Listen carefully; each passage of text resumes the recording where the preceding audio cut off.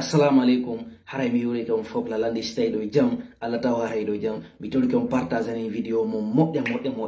mi tol ke on non gentoro de la hakkile faamu ko mi falam ko yewtude ko revelation mola na do kadi mi falam yewtude do andon ko fewndi kon andu ha on to CNRD be perdi control andu ha on to CNRD haaju mabbe la ni jibade be la ni hulbinade CNRD hewti nokko ko tawtan hulbini mi yewta ndo modja faamu o yibe militaire be radiabe ka force spéciale o yibe militaire be ko fiyon wadi be radia parce que be andi be do be renverser Mamadi Doumbouya madum be sikiti ke be andi be do be fala mo do wadde goddum est ce qu'on fam donc do wadi habe radi be ko do wadi habe itti be do fu be pottini be a holo de hoddo don entourage Mamadi Doumbouya modja entourage Mamadi Doumbouya wona ko labi son fami modja bendini hakkil kadi modja mi pusi kadi modja analyse mi dari so dari radia be ben kayedesi ko kambe c'est-à-dire kambe ibe baruri Mamadi Doumbouya be radia be kay deje ha kadi ko bonno be kadi ko wadi ha be radia ko deje be barura de hande Mamadi Doumbouya fi déstabiliser wala deje est-ce que CNRD haali goddum CNRD halali fous e mudum ibe continue ibe encourager ben ibe jonnade ibe jawle fino be déstabiliser parti on fino be sodira leader be ben cadre be parti on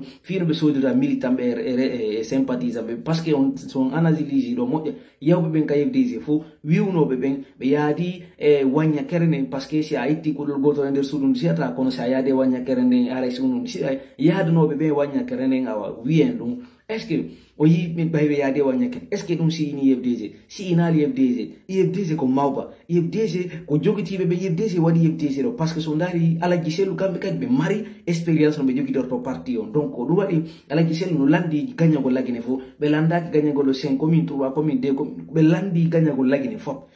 pour ko be gagni ko donc wota ne ngala giselu iwtere bawa mabbe est ce que on nani justice on wala fi be militaire be radiabe on nana la justice on wala fi mabbe justice on ko mabbe ma cour suprême ma dum ko rappel ko mabbe ko fi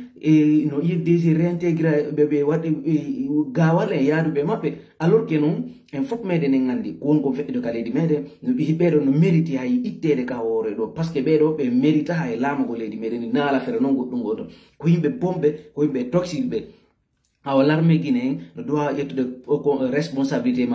pour mettre un terme définitif à cette transition militaire qui n'aura apporté que malheur et désolation au peuple de Guinée. Jamala Guinée femme et mode ando be militaire be radia be do be radia ma parce que be siki be andi do way be renverser Mamadi Doumbouya madum o yi déjà bi do la giselo le fils de président Cellou Dalein est radié dans l'armée guinéenne en faut me den ngandi dum donc be do ko sama kala be jukki be do ko bonu go jawle medeni dare no jawle medeni wona bonnirel dare auto ji sorti disi ngel wona yaltinire o kidre sukabe be anda hayfus sukabe be maîtriser hayfus wona arab wona alquran na fi fus be anda fus fiti yo yimbe be aru ultra ba mabbe woton wakkilo suinire fi 50.000 woton wakkilo suinire fi 20.000 30.000 yiyam be soda image modoni si election hewti do ko kambe suboto yaade te be election ko kambe kadi subete konto vote wade to kat vote yidin ko kanji militaire wadoyte vote yidin kadi si wado yama ton kadi si hewti vote yidin na maraka mara wiiri non yobe wakkilo de le premier tour ko Mamadi gagnu no mori konde yaltir non no wi les élections liées au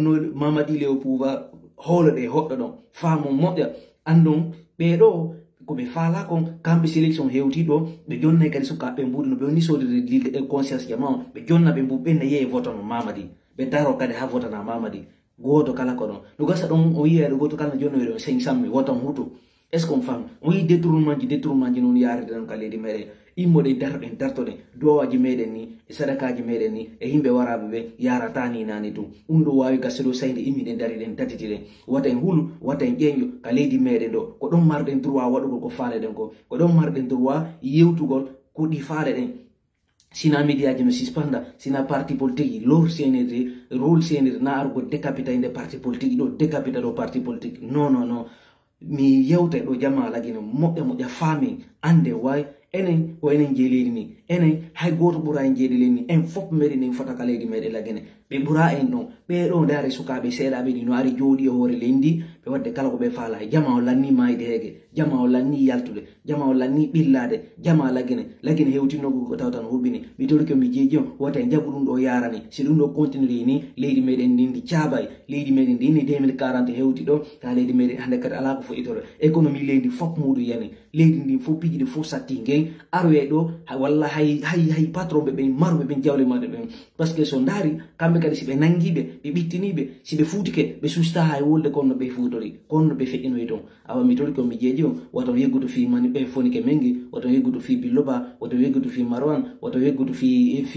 maɓuri woto yegguto fi yunusa yola woto yegguto fi maɓɓe ɓe fof maɓɓe kamɓe nangaɓe ɓe hay messi aliba to yegguto fi maɓɓe par ce que kon noon anduɗen ko honto fewndi kon noon anduɗen konto yeyten tawemo donc mi toli ko mi jeeji on Mamady Doumbouya hewti kono koko tawta no hulɓini Mamady Doumbouya entourage makko lannimo ukkude alors que o wuuri no 5 septembre o inni o waɗata e regge feƴƴuɗi ɗin ni e regge feƴƴuɗi ɗin fof muɗum waɗi a leydi meɗen ndi hewtinno ko goo leydi meɗen ndi hulɓini ko Allah jarriborike leydi ndi no dimbade ndiya no yolde yimɓe ɓen nangueli si hewti kadi feɗaɗani c'est à dire talla lakke leydi ndi no hulɓini ha feƴitekero en ala internet en ala laawi en ala fus en ala média leydi ndi ala réseau leydi ndi ala hay fus leydi ndi ala saria ko saria on ala ko noon taw ko leydi ko ɗon leydi fof fimayre jiiɓi